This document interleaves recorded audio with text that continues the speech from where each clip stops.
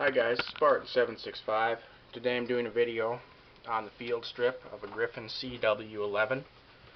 This is again, like I said, my CZ Duo video. This gun, you probably never heard of it, you've probably never seen it, you probably never will, because there's only about 500 to 700 of them in the United States, roughly. There's not even anything on the internet about it. But you want to watch my video review on it, I have a review up on it explaining where it came from. It is a South African handgun. First thing you're going to want to do is pop your magazine out. Make sure your magazine is out and unloaded. And then pull the slide back. Make sure there's nothing in the chamber. Okay, good. Next step you're going to want to do is it takes down just like a 1911. You want to pull the slide back. You'll see that little opening right there. You're going to want to pull the slide stop out.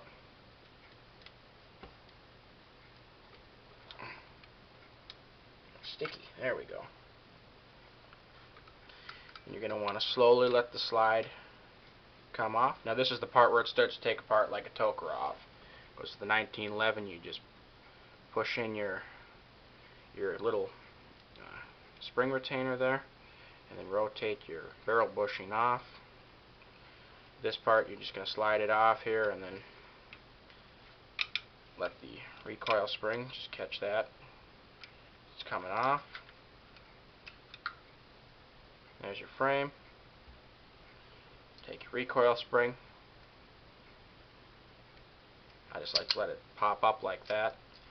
And take it right out. There's your spring guide. Take the barrel out. Take your barrel bushing. Rotate it 90 or 180 degrees. Pull that right off. Then lift up and pull your barrel out. I mean, lift it up a little bit and push it out. Pull it out. I'm tired. That's all really for field stripping. On the slide I can do a video on how to take the safety off, the firing pin out, and the extractor off. If you'd like to see me to do a video on that, send me a message and I'll do that for you. The next step is we're going to go to the frame here, and this is, just like the Tokarev here, the hammer assembly comes out. And if you look at that, that is a Tokarev hammer assembly. This is interchangeable with the Tokarev, which is kind of something that's unique about it. It's kind of like I said in my review video on this. If a 1911 and Tokarev had sacks, this would be the outcome. Yep, that's fully field stripped. Now you want to put your hammer assembly back in, put it back together.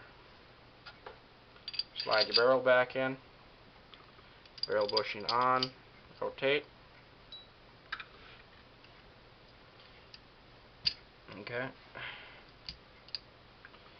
Put your spring guide, recoil spring, back in.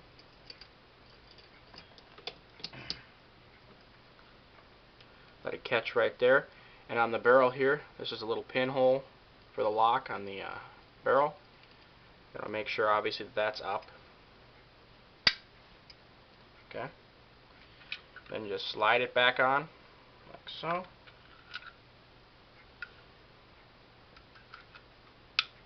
Slide right in there, just like that. Now you're also going to want to make sure, I'll go over that next.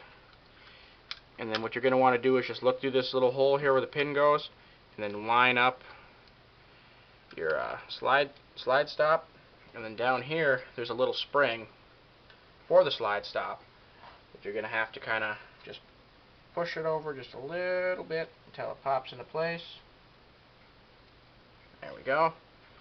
Push it down, release your slide. Give her a function test. Works. Now the thing about this gun, as with the Tokarev, if you try to put it together and your hammer's in the half cock position, which is an additional safety that's on here, you will not be able to put your slide on because the slide will stop. You won't be able to cock the gun. You always want to make sure that the hammer is fully decocked or fully cocked when you take the gun apart. Either one, doesn't really matter. Just make sure it's unloaded. Nice thing I like about this though is she has a hammer drop safety, which is nice. So, you can very safely dry fire this gun without it doing any damage to the firing pin. And regardless, it wouldn't do much to the firing pin because it's a center fire, non-cast firing pin. The only firing pins you have to really worry about damaging through dry firing are rimfire firing pins. That's just because they're narrow and they're square. And cast firing pins. Examples of a gun with a cast firing pin would be a CZ52. They're not milled, so the metal isn't compressed. It's just cast in a molding. The molecules aren't held together as tightly. Like with milled steel, it's all forged out. Comes out in a compression on an extruder, and then they cut it, and then they mill it on a lathe, and that's what makes that a little stronger. But yeah, you guys got any comments or questions, feel free to send me a message. Spartan765 out.